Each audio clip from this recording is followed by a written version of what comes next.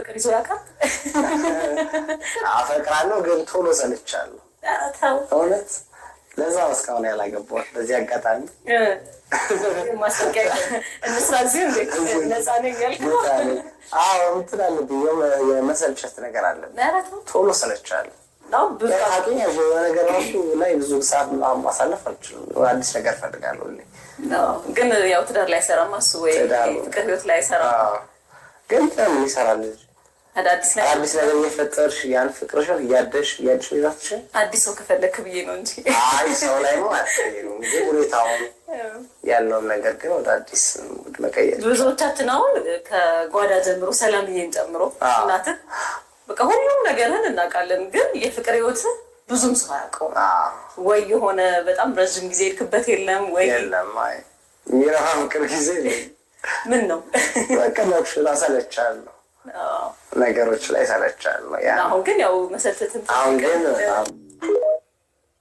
እንግዲህ እዚህ ጋር የተናገረው ነገር በጣም ወሳኝ ነገር ነው። እሰለቻለሁ፣ ፍቅር ጀመርና ግን ቶሎ ሰለቻለሁ አለ። ያብራራል፣ ይናገራል። ከድምፁም ከቃላት አወጣጡም ስታዩት ምናልባት እንደሚናገረው ከሆነ ደግሞ ግብረ ሰዶማዊነቱ ሚስት ወይም ሴት የመሆን ፍላጎት ነው። ልክ ወደ ሴትነት ጾታቸው የሚቀይሩት አይነት ወንዶች ባህሪ ነው ያለው። ግብረ ሰዶም ሲባሉ ወንድ ሆነው ወንዶች የሚገናኙ አሉ። እንደገና ወንድ ሆነው እንደሱ ደግሞ ወንዶች እንዲገናኟቸው የሚፈልጉ ሁሉ አሉ ማለት ሁለት አይነት ናቸው ማለት ነው። እና ሴት ዛሬ አይነ ጥላ ያለችበት ሰው እንደዚህ ነው የሚያወራው ድምፁ። ከዚህ በላይም ሊቀጥን ይችላል። አመለካከታቸው ማስተሳሰባቸው ልክ እንደዚህ ነው። ስሜታዊ ናቸው። ቶሎ ቶሎ አዳዲስ ነገር ለሚፈልጉት ልክ እንደ ሾርት ሜሞሪ ቲክቶከር ዘንድሮ እንዳለ ነው አይነት ነገር ማለት ነው። ከዛ ደግሞ ፍቅር ላይ እንትን ነኝ ስልቹ ነኝ አለ። ለምን ሲባል ሴት ፍቅር ላይ ነው። አስቡት እንግዲህ መቼም እሷ ስለ ሴት ነው የምትጠይቀው ያለችው። ቶሎ ሰለቻለሁ አላት። ማናት ውስጥ ያለችው የምታሰለቸው ሴቶች ጋር ብዙ እንዳይጸና የምታደርገው ማናት? ይሄ ልጅ ቶሎ ሰለቻለሁ ሲል ምን ማለቱ ነው? ብዙ ሴቶችን ስለቀረበ ምናልባትም ደግሞ ሴቶችን ሊቀርብ ሞክሮ እምቢ ስላለው ሊሆን ይችላል። በጨዋነት እየተናገረ ያለው ግልጽ ነው። ባይዘው ያነጋገሩ ግልጽ ነው። ግን መልኩ ከጊዜ ወደ ጊዜ እየተቀየረ እንደመጣ አይታችኋል። ከመጀመሪያ የነበረው መልኩ ያ ወፍራም ሆኖ ኢትዮጵያ ቴሌቪዥን ላይ ኢቢኤስ ላይ ምንድነው እሱ አሻም ላይ ምናምን ሲያነብበት የነበረባቸው ፕሮግራሞች ላይ የነበረውን ያንን የሚያምር የነበረው ገጽታውን እንዴት በአንድ ጊዜ ሹልክ ብሎ እንደወጣ ጸጋ ሲገፈፍ እንደዛ ነው። እግዚአብሔር ይሄ ከዚህ ነገር ይሰውረን። ግን ሴት ዛር አይነ ጥላ ምን እንደሆነች አንድ ደቂቃ ብቻ አዳምጡኝ። ሴት ዛር አይነ ጥላ ወንድ ልጅ ላይ ስታርፍ 5 አይነት ባህሪ ታሳያለች። እንደው በጣም ጨምቄው ማለት ነው 5 አይነት ባህሪ።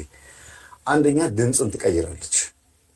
ድምፅ ስትቀይር የድምፁ መውጣትና የቃላቶችንም ጨምር ማለት ነው። ከሁለቱን አንድ ያዙት። ድምፅና ቃላትን ራሱ እንደ ሴት የማውራት ማለት ነው አንደኛ። ሁለተኛ አረማመድን ትቀይራለች። ሶስተኛ ደግሞ ባህሪን፣ ጸባይን ማለት ነው። ባህሪን በሴት ላይ ቀናተኛ እንዲሆን፣ ሚስትም ካገባ ሚስቱ ላይ ይቀናል። ፍቅረኛም ካለችው ከሷ ይልቅ እሱ ደማቅ ሆኖ ቆንጆ ሆኖ መታየት ይፈልጋል። ይሄ በነገራችን ላይ በብዙ ቦታ ላይ የታወቀ የተደመደመ ነገር ነው። ሴት ዛር አይነ ጥላ ያለችበት ነው ያልኩት። ግብረ ሰዶም የሆነ ሰው አላልኩም። ካለችበት ወደዛ የመሄድ ዕድሉ በጣም ሰፊ ስለሆነ ማለት ነው።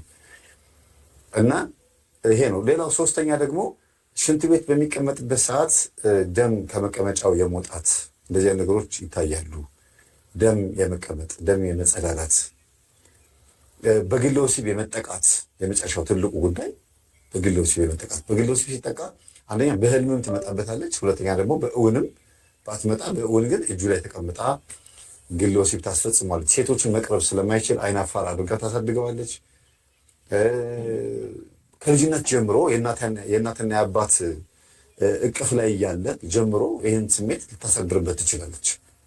ለምን ሲባል አባት ሚስቱን ያገባው በመስተፋቅር ከሆነ አባት ሚስቱን ያገባው ካገባት በኋላ ስንፈተ ወሲብ አጋጥሞት ለስንፈተ ወሲብ ብሎ አስማትና ድግምት የተጠቀመ ከሆነ ያ መንፈስ ልጅ በሚወለድበት ሰዓት አብሮት ነው የሚወለደው። ስለዚህ ለዝሙት ብሎ ስለሆነ ያን የሚጠቀመው አንዱ እሱ ነው። ሁለተኛ ነገር ደግሞ ሚስት ወይም እናት ማለት ነው ባሏን ያገባችው በመስተፋቅር ከሆነ ከሌላ ሴት ቀምታ ካመጣችው ወንዳ ወንድነት ባህሪ ካለባት ትዳር የሚያዝ ፍላጎት ኖሯት ግን ደግሞ ባል ስታገባ ባሏ እንዳይመቻት ያደርጋል መንፈሱ። ለምን እንዴት ነው ይሄን የሚያደርገው? የኔ ሚስት ናት ብሎ ከሴቷ ጋር ተቀምጦ እያለ ሴቷ ግን የማግባትና የመውለድ ፍላጎት ያድርባታል። እንደ ሰው ታስባለች። እሷ ውስጥ ያለው መንፈስ ደግሞ ይቃወማታል። ለምንድን ነው የምታገቢው? የእኔ ሚስት አይደለሽ ወይ? እኔ ባልሽ እኮ ነኝ ብሎ ያገባችውን ባሏን ስንፈተ ወሲብ እንዲፈጠርበት ያደርጋል። ያገባችው ባሏን ሴታ ሴት እንዲሆን በወሬም ሊሆን ይችላል፣ በአቋምም ሊሆን ይችላል። ብቻ የማይጥማት ሰው አድርጎ ያሳያል። ከእሷ የመጣ ወንድ አይነት ጥላ የእሷን ሴትነት ማንነት ይዞ መጥቶ እሱ ላይ ያድራል፣ ወንድየው ላይ። ከዛ ወንድየው ምን ይሆናል? ሌላ ቦታ ላይ ዘማው ይሆናል። የማንን መንፈስ ይዞ? የሚስቱን ስሜት መንፈስ ይዞ ይሄዳል።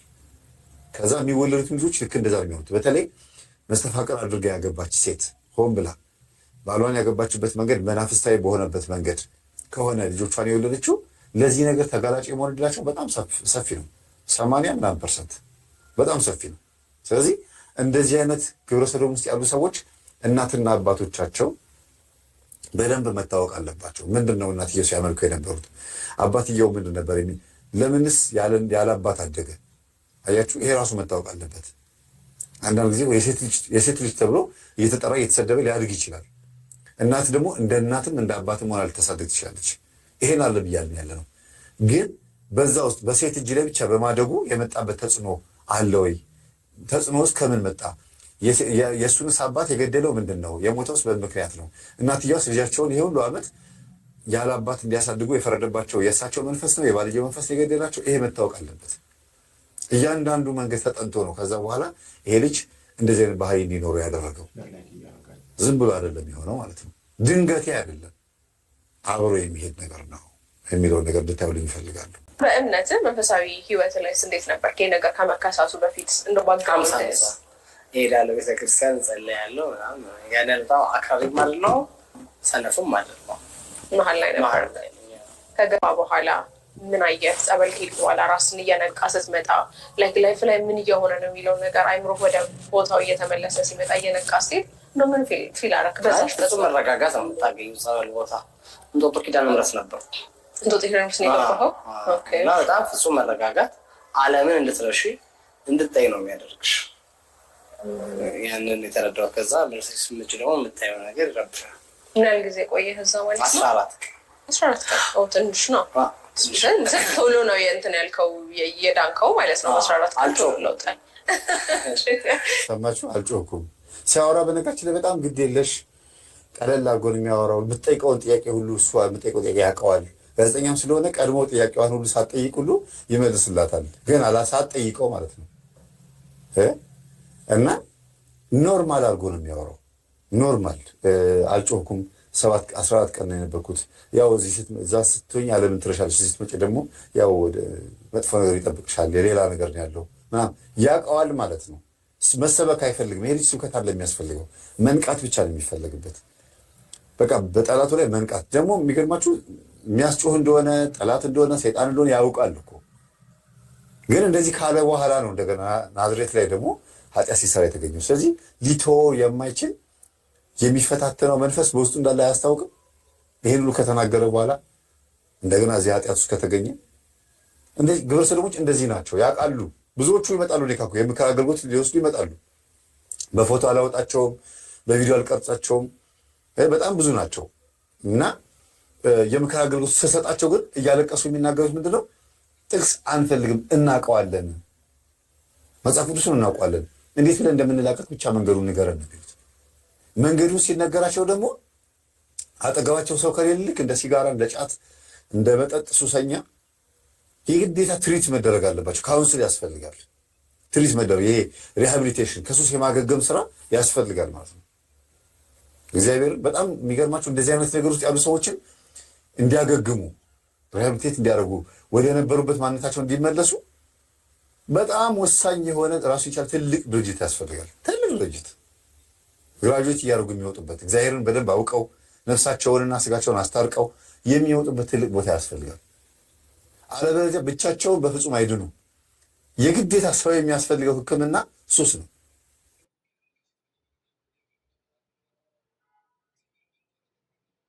ሱስ የግዴታ ካጠገባቸው ሰው ያስፈልጋል። ሰው ከሌለ ከባድ ነው። ይወሰውሳቸዋል። ራሱ መንፈሱ ሂድ ሂድ ሂድ ሂድ። ሰው ሲመክራቸው ምክሩ እንደ ተራ ነገር መቁጠር። ሰው ካለ ግን አጠገባቸው ምን ችግር የለውም። የለመደው ስጋቸው የለመደውን ነገር ሲከለክሉት ከሆነ ጊዜ በኋላ ዶፓሚን የሚባለው ነገር እንደ አዲስ የለመደውን ነገር ነው የሚሰጣቸው። እንደ አዲስ የለመደው ምንድን ነው? መሰብሰብ፣ መቆጠብ። እዚህ ቤት ውስጥ ነው ያለሁት፣ ሱስ ውስጥ የለሁም። በቃ አሁን መስተካከል አለብኝ፣ መለወጥ አለብኝ፣ ምበላው ጠዋት ይሄንን ነው፣ እንደዚህ ማድረግ የለብኝም የሚለውን ነገር ነው ዶፓሚናቸው የሚለምደው። መንፈሱን ልክ እንደዛ ነው። ይታሰራል፣ ይያዛል። እኔ እንዲያውም አንዳንዴ ትልቅ ካውንስል ክፈትና እንዲያው በቃ ዶክተር እየቀጠቀጡ እየሰገዱ ምን እያሉ እየጸለዩ የሚበረቱበት የሆነ ትልቅ ካውንስል ክፈት እንዲህ ሁሉ እያልኩኝ ነው። ምክንያቱም ከባድ ነው። እንደዛ ሳምንት ምናምን ሱባኤ የሚያዝበት ክፍል በቃ ቤት ትልቅ የሆነ ነገር ካልተከፈተ ከባድ ነው። ቤተክርስቲያን በዚህ ጉዳይ ላይ አጥር ተሸክማ ትልቅ ግቢዎችን ተሸክማ ቁጭ ብላለች። 1 ሜትር በ2 ሜትር 1 ሜትር በ2 ሜትር የሆነ የሱባኤ ቦታ እያንዳንዱ ቤተክርስቲያን ሱባኤ መያዣ፣ መጸለያ፣ መስገጃ ፊታቸውን ወደ ቤተክርስቲያን አዙሮ የሚጸልዩበት ክፍል ተከራይተው የሚኖሩበት ቤተክርስቲያን ዙሪያ ማለት ነው ቢገኝ ቢኖር እንዴት ሰው በተለወጠ ነበር። ተውት፣ ጸበል፣ ሱባኤ ዝም ብሎ እኮ ነው በቃ ቤተክርስቲያን መጥቶ ቁጭ አልወጣም ከዚህ ቦታ ላይ እግዚአብሔር ይለውጠኛል ብሎ የሚቀመጥበት ቦታ ቢያገኝ እና ለእነሱ ብቻ የሚሰጥ ትምህርት ደግሞ ቢኖር ኮርስ ቢኖር ስንት ሰው በተለወጠ ነበር። ያውቃሉ፣ የት መጥተው መለወጥ እንዳለባቸው ያውቃሉ። አሁን ራሱ ምንድን ነው ያለው? የት ነው ያለሁት ነው ያለው። ጸበል ነው ያለሁት ብሏል ተናግሯል አይደል ተባለ። ያውቃሉ፣ ይገባቸዋል። ግን የተቆጣጠራቸው ነገር አለ። ብሬን ዎሽ አድርጓቸዋል ማለት ነው። ዋናው አያችሁ፣ እኔ ላይ ያለው ለዘብተኛው ነው። ሰማችሁት? ስሙት ዳንከው ማለት ነው። 14 ዋናው ለዘብተኛው ነው ነገ ያለው ባህሪውን ተመሳስሎ ነው ያለው ማለት ነው። እሱ ራሱ ልዝብ አይደለ? ልክ እንደዛ ነው የሚመሳሰለው። ዛር ማለት ይሄ ነው በቃ። ስለዚህ የሶፊዬ እናት የእውነት እየሰሙን ከሆነ ይሄ መልዕክት አስተላልፉላቸው። የእውነት ሶፎንያስ ደጅ ላይ በለመደው ውጭ ላይ በለመደው ብቻ ነው ሰዶማ የሆነው። የእውነት እርሶ በቤቱ ውስጥ የሚያመልኩት ነገር ምናምን የለም። ይሄ ነገር አያውቁም። በቤተሰቦቹ በዘሮቹ ይሄ ነገር የለም። አባቱስ ምን አይነት ሰው ነበረ? እናቱስ? ይሄ ነገር ከሱ ብቻ የመጣ ነገር ነው እንዴ? የእውነት ሰዶማውያን መጥተው ስለደፈሩት ወይም ደግሞ እንደዚህ ስላስለመዱት የመጣበት ብቻ ነው ነው? ይሄ ነገር በደንብ አድርገው ብዙ ሰዎች ቢያስቡበት እውነቴን ነው ልጆቻቸውን ያተርፋሉ። ብዙ ልጆች የሚተርፉት በዚህ ነው። መንፈስ ነው። አዎ 100% የሰዶም መንፈስ እርኩስ መንፈስ ነው፣ ሰይጣን ነው። ግን ስጋን ካበላሸ በኋላ ደግሞ ዞር ይላል። ስጋን የሆነ ነገር ያስለምደዋል። ለምሳሌ በጠጥ የለመደ ሰው አሁንም ማምጣር ቢለው ሰይጣን ምን ያደርጋል? ያን ኃጢአት ያስለምዳችሁና ከአይምሯችሁ ይወርዳል። ከዛ ያ ነው የሚሰራለት። ተርኒንግ ፖይንቱ እሱ ነው። በቃ ዝም ብሎ መስራት ነው። አሁንም ስታርቲንግ ፍሮም ሬስት ነው። በቃ ከዛው ባለበት እርገጥ ነው እዛው ነው የሚጀምር እና ይሄንን አይነት አሰራር የሚሰራው ሰይጣን መጀመሪያ ካስለመደ በኋላ እና የሶፊ እናት የጋዜጠኛ ሶፎንያስ እናት በዚህ ቪዲዮ ላይ እርሶን ነው የምጠይቀው። ሶፎንያስ ለዚህ ለመድረሱ ዋናው ተጠያቂ ባይሆኑ አጋዥ መንፈስ በእናንተ ቤት ውስጥ አልነበረም ወይ? ይህን ጥያቄ ያቀርባለሁ። አጋዥ መንፈስ በአዳም ልኮ የእናቴ አባት ጨሌ አውሊያ ቃልቻ አቴቴ ጨሌ አዳልሞቴ ጠቋሮ ሰገላ ውሃ ብኮፈ ደመና የሚባሉ የሚመለክ የነበረ ነገር የለም ነበር ወይ? በምንም መንገድ ይሙት አባትየው ግን እንዴት ነበር? እርሶ የሚያውቁት መቼም ከሱ ይልቅ ይገባውታል። ብዙ እናቶች ስለሚመጡ ስለምንግባባ ነው። እና ይሄ ልጅ በራሱ ብቻ አይመስለኝም እንደዚህ ሆነ፣ ወዶም አይደለም የሚል ሀሳብ አለኝ።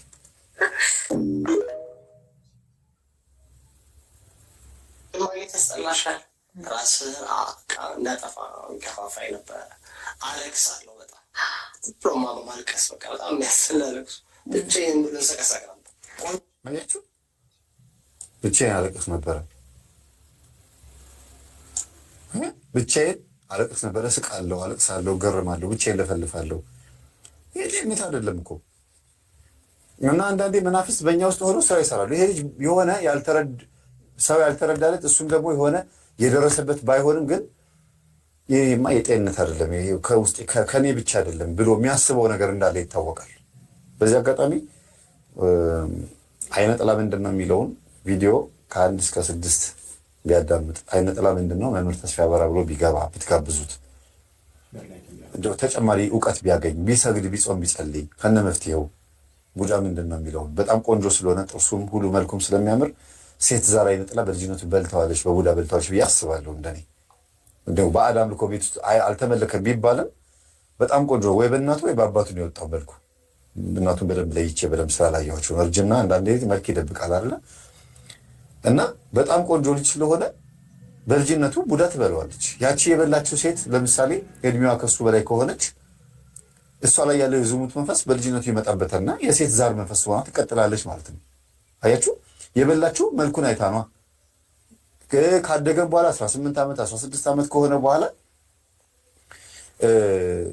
ቁመናው በዚህ መልኩ ሲያስቡት ምን አይነት ልጅ እንደሚሆን ቤት እንደሚያምር ጸጉሩ ሁሉ ነገሩ። ከዛስ ያዩት ሴቶች ሁሉ ይመኙታል። ዋው ከኔ ጋር ባደረ ይሄ ልጅ ይሉታል። ያሉት ሴቶች በሙሉ መንፈስ ይገባበታል። ለምን? የዝሙት መንፈስ ነው። መጀመሪያ የበላችው ሴት ዛር ቡዳ ግን የእናቱን መንፈስ ይሁን የጎረቤትም ትሁን የዘመድም በአራስነት ጊዜ የሚሆን የገባው መንፈስ ግን ሲያምር ብላ መጀመሪያ ከፈለገች ብልቱን፣ ጣቱን፣ የእግሩን ጣት፣ የእጁን ጣት፣ ጉንጩን፣ ከንፈሩን ስመው በዛ በተሳመበት በኩል ነው የሚገባው። እንደ እናቶች የልጆቻችሁ መቀመጫ አትሳሙ የሚባለው ዝም ብሎ አይደለም። እውነት ስታጫውቱ ልጆቻችሁን እናንተ ውስጥ ሆኖ አብሮ የሚያጫውትም ስላለ ነው። ገላ ስታጥቡ አይናችሁን ቅባ ቅዱስ ተቀብታችሁ ጸበል ተቀብታችሁ ልጆቻችሁ ገላ ጠቡ የሚባለው ራቁታቸውን ስታያቸው እናንተ ውስጥ ሆኖ የሚጣላ አለ። ለምን ወለደች? ለምን አገባች? ለምን ልጆ ደስ የሚል ትዳር ኖረች? ለምን አማረባት? የሚመቀኛል።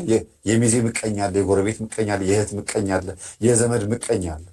የእነዚህ ሰዎች መንፈስ እናንተ ውስጥ ይመጣል። እናንተ ውስጥ ሆኖ ደግሞ ልጆቻችሁን ያያል። ከዛስ ያው በዛው በኩል ደግሞ ልጁን እያቀነጨረ ያሳድገዋል ማለት ነው። በጣም ዋና ነው ብዬ ላስብ የምችለው ግን ከቤተሰብ የመጣ የዛር መንፈስ ወይም ደግሞ ከተወለደ በኋላ እድሜው ከህፃንነት ወደ ልጅነት ወደ ጎልማሳነት እያደገ ሲመጣ የገባበት የሴት ዝሙት መንፈስ ሲያምር ብላ ያየችው በቡዳ የበላችው። እኔ ስለ ገጠር ላይ እንደዚህ አጋጥሞኛል። ህፃን ልጅ ነው ከከተማ የመጡ ወደ ጉራጌ ክልል አካባቢ ላይ ነው። ይቅርታ ሀገር ስለጠቀስኩኝ እንግዲህ ምንም ማለት አይቻልም። እና ብዙ መዘመራን፣ ብዙ ሰንበት ተማሪዎች፣ ብዙ ተጓዦች ምናምን ሆነ እንሄድ ነው እና ሚካኤል ቤተክርስቲያን ነው ገጠር ውስጥ የታወቀ ቤተክርስቲያን ነው። እና ስንሄድ ከገጠር ነዋሪዎች ውስጥ አንድ ልጅ ነው፣ ትንሽ ልጅ እኮ ነው፣ ቢያንስ ወደ 12 ዓመት 11 ዓመት ይሆነዋል። መጥቶ በቃ ይጫወታል፣ ይላፋል ከሴቶች ጋር ምናምን እና ከዛ ይገርማል ወንዶች መካከል መጥቶ ተኛ እና እኛ ጋር እያሉት ትንሽ ልጅ ነው። ኧረ እናንተ ጋር በጣም እያሉት በቃ ከገጠር ከአዲስ አበባ የመጣን ሰው ሲያገኙ የገጠር ልጆች ይጫወታሉ ብለን አስበን ወንዶች መካከል ገብቶ አንደኛውን ተጓዥ ከኛ ጋር ሲሄድ የነበረው ልጅ ግን ሲነካካው ነበር ይሄ ልጅ። ከዛ ደነገጠ። ኧረ መምህር ይሄ ልጅ ሲነካካው የሚያደረው አፈርኩኝ፣ የሆነ ነገር እንዳያደርገኝ እንደው ሌሊቱ ይንጋ ብዬ እንጂ ሲነካካው የሚያደረዋል። ትልቅ ሰው እኮ ነው ልጅ እኮ 30 ምናምን ዓመት እኮ ነው። ይሄ ትንሽ ልጅ እጁን ከተተብኛል። ትንሽ ልጅ እኮ ነው አስቡት እንዴ። ከዛ ናብዬ ልጁን ጠርቼ ምን ሆነህ ነው ስለው ጊዜ እኔ ወንድ ነው የሚያምረኝ አለ። ምን ሆነ?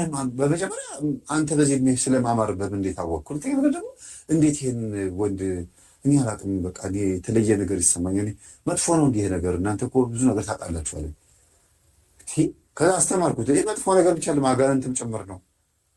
ጸሎት በሚደረግበት ሰዓት ላይ ልጁ ተነስቶ ሄዶ ይጫወታል ይላል። ልክ ጸሎት ሲያልቅ መጥቶ ከኛ ጋር ይላፋል፣ ይጫወታል እና በዋኪና ቤተሰቦቹን አገናኛው። ግን ቤተሰቦቹ ጋር ሩቅ ነው፣ እዛው አካባቢ ሆነው ጥምዝ ያለና ሄደን አገኘኋቸው።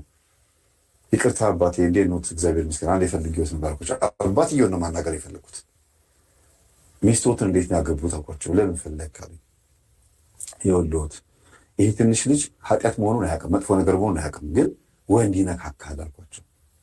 እናንተም ጋር መጥቶ እንደዚህ ያደረገ እንዲያሉ አዎ ምንድን ነው የታወቃል? እሳቸው ጊዜ እኛም አስቸግሮናል እኮ እንዴት እንደሆነ አላውቅም፣ እንግዲህ በእናቱ ወጥቶ ይሆናል አሉ። እንዴት? አይ እናቱ አርፋ አትቀመጥም፣ እዛም ትላለች። ከኔ ጋርም ትልቁ ጸባችን ይሄ ነው አሉና ለካ እናቱ ከባልየው ውጭ ሌላ ወንድ ጋር ምናምን በመሄድ እኚህ ሰውዬ ስንተኛቸው ናቸው? ወደ 7ኛ 8ኛ ወንዳቸው ናቸው። በገጠር ኑሮ እንኳን አስቡት ስንት ወንድ ጋር እንደሚዞሩ እና ሴትዮዋ ላይ ያለው ወንድ ፍለጋ ያገባሉ፣ ይፈታሉ፣ ያገባሉ፣ ይፈታሉ። እሳቸው ጋር ያለው የወንድ ፍላጎት መንፈስ በአጠቃላይ ልጁ ላይ አድሯል። ስለዚህ ልጁ ላይ ያለችው ሴት ዛር መንፈስ ምንድን ነው የምታደርገው ማለት ነው? ወደ እንደዚህ አይነት ወንዶች የምትወስዱ ማለት ነው። እና ጸበል ሊጠመቅ ተደረገ። አዲስ አበባ ይምጣ ተባለ። አዲስ አበባ መጣ። ቀሲስ ሄኖክ ጉባኤ ላይ እንዲሄዱ ነገርኳቸው። ወይን አምባ ማለት ነው። ወይን አምባ በነበሩበት ሰዓት መንፈስ ተያዘለት። አሁን ልጁ ጤነኛ ነው። አይነካካ ሰው ቀና ብሎ እንኳን አይ እንዴት እንደሚፈራ ከልጅነት ጀምሮ እንዲህ ያለ መንፈስ አብሮ ያድጋል። እናትየው ላይ ያለው መንፈስ ነው ልጁ ላይ መጥቶ ያደረው። ያችሁ አንዳንድ ጊዜ እንደዚህ ራሴን እጠላለሁ፣ እንደዚህ ራስን አጥፋ ይለኛል የሚለው ስሜት ዝም ብሎ የመጣ አይደለም። መጀመሪያ የሰራችው ስላለ መንፈሷ ከዛ ብቸኛ እንዲሆንና ራሱ እንዲጠላ አድርጋ ታስቀምጠዋለች። ሰው የለኝም በዙሪያ። ይሄን የመሰለ ቆንጆ ልጅ ሴት መቅረብ ካቃተው፣ ከሴት ጋር መቀመጥ ካቃተው፣ ሴት ሲቀርብ ስሜታዊ ነኝ ወይም ደግሞ ችኩል ነኝ ምንድን ነው የሚባለው? ቅድም ምንድን ነው የተናገረው? ሴት ላይ ምንድን ነው ቶሎ ሰለቻለሁ ያለበት ምክንያቱ አስቡት እንግዲህ ወዱ አይደለም ተበልቶ ነው ማለት ነው። ምን ተማርኩ ስላለ አሁን አንተ ባጋጠመ ችግር ምን ተማርክ? ሰው አለማመን፣ ሰው ማመን በጣም ከባድ ነው። ፕላስ ደግሞ መረጋጋት። አንዳንዴ አሁን ስልክ ካለፈ በኋላ ሳሰቡ ይገርመኛል። ምን ሆኜ ነው በቃ አልሆነም። ይገርማል በጣም። ከዛ ያው ገጠሩ ላይ እንግዲህ እኛ አባት ሆነ እኛ አባት ታቋሻለች መስም አይደለ? አቡነ መቃርዮስ ይባላሉ። ያስጨውታል ይህን ሀገር ይጨረሰበት።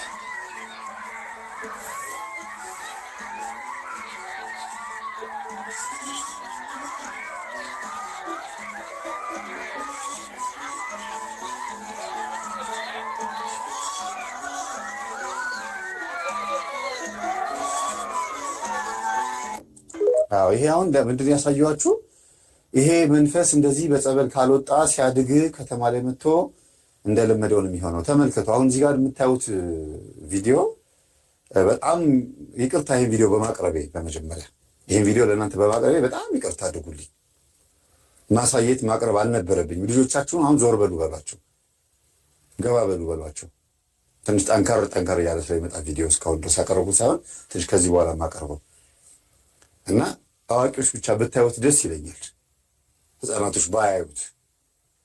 ገጠር ላይ አህያ፣ በግ፣ ፍየል አልፎም ዶሮ፣ ድመት ምናምን ውሻ መገናኘት ገጠር ላይ የተለመደ ነው እንዴ እስክትሉ ድረስ ግራ ያጋባችኋል። አንዳንዴ ገጠር ላይ አይደለም ከተማ ላይ እኛ የምናውቀው ከተማ ላይ ነጮች ጋር በፊልም ላይ በምናምን በሩቅ ነው የምንሰማው። እንደዚያ ነገር አለ እንዴ እንላለን። ለካ ኖርማል ነው። አንዳንዶቹ ሲናገሩ ኖርማል ነው። አንድ ቲክቶከር ምን እንስሳ መገናኘት እኮ ገጠር ላይ ኖርማል ነው ይላቸዋል።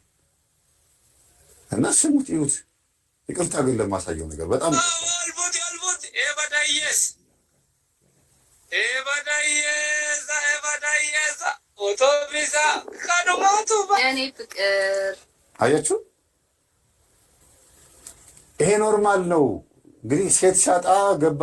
ይሄ በመጽሐፍ ቅዱስ በዘዳግም ላይ ምን ይላል መሰላችሁ? በዘሌዋውያን ላይ ሴትን እንደሚገናኝ መሬትን ቀዶ መሬትን በስቶ አለስልሶ መሬትን የሚገናኝ ከህዝቡ ተለይቶ ይወገር ወጥቶ ይወገር ይላል እና እጅም ይሁን ጉዝ ነገርም ይሁን የሰው መቀመጫም ይሁን እንስሳም ይሁን ምንም ይሁን ከተፈቀደለት ቀዳዳና መገናኛ ውጪ እሱም ከሆነው ህግና ስርዓት ቀናት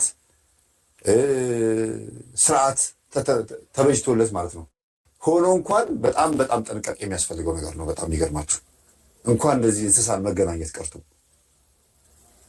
ይሄ ኖርማል ነው ይላሉ ገጠር ላይ ሲሄድ። እኔ በጣም ብዙ ያጋጥመኛል። ኧረ መምህር ይሄን እኮ እንደ ትልቅ ነገር አታወራው። ምን ከተማ ይሄ እኮ ቀላል ነው። እንደዚህ ሆኖ ባለፈው ያቀረቡት ልጅ አለ ዶሮ ተገናኝቻለሁ ብሎ ከባድ ነው። እንቁላል ስትጥል ጠብቄ ይገናኛት ነበረ ብሎ የተናገረ ወንድማችን አለ። የረጅም ሰዓት 3 ክፍልና 4 ክፍል ያቀረብኩት ወንድማችን በቪዲዮን ያቀረብኩት ራሱን የቀረበው ብዙ ኢንተርቪው የተነጋገር ነው። እንደዛም ሆኖ ደግሞ በአገልግሎት ደረጃ አገልጋይ ሆኖ ደግሞ የሚቀጥሉ ደግሞ አሉ። ሴት አልተገናኘው እንስሳ ላይ የተገናኘሁት ስለዚህ ድንግልና ያልሄደም ብሎ የሚያስቡ ወንዶች አሉ። ድንግልና ያልሄደም ግሎት ስለምፈጽም ድንግልና ያልሄደም ሴት አልተገናኘውም። ሴትን ሄዶ መገናኘት ነው ድንግልና የሚሄድ የሚመስላቸው። በዚህ ልክ ቤተክርስቲያን ማስተማር የሚገባትን ስራ አላስተማረች። በጣም ብዙ አገልጋዮች ከእንስሳም ጋር ተገናኝቶ ግሎሲብን ፈጽሞ በጣም ጥሩ ባልሆነ መንገድ ሌላም አይነት ሰዶማዊን መንገድ አይደለም። የኢንተርቪው ሰምታችሁታል። ልጁን አይደል ሄደውም ድንግል ነኝ ብሎ ነው የሚያስቡት፣ ወይም ደግሞ አገልጋይ ነኝ ብሎ ነው የሚያስቡት። ይሄ በጣም ከባድ ነው። በቅባትና በጸጋ ወይም ደግሞ ኦርቶዶክስ ባልሆኑ በሌላ እምነት አስተሳሰብ ውስጥ የነበሩ ሰዎች ኦርቶዶክስ ላይ ለደሞዝተኝነትና ለቅጥር መጥተው ለገንዘብ ብለው መጥተው ቤተክርስቲያንን በዚህ ልክ ሊያቆሽሿት ይችላሉ። አዎ የኛዎቹም ደግሞ በዚህ ልክ ሊረክሱ ይችላሉ። ለምን ሲባል በአብነት ትምህርት ቤት በቆሎ ትምህርት ቤት ውስጥ ለእውቀት፣ ለግርማ ሞገስ፣ ለከበሮ፣ ለተለያየ ነገር፣ ለዜማ፣ ለድምፅ እየተባለ የሚዋረሱት ለአስማት ሊያውም ለጥበብ እየተባለ ለስራ ስር ለተዋርሶ እየተባለ የሚዋረሱት መንፈስ ነው። አብሾ ዋት ለዋጽ ፋሪሱ እሱ ነው ለዚህ ሁሉ ነገር የሚዳርጋቸው። ከባድ ነው።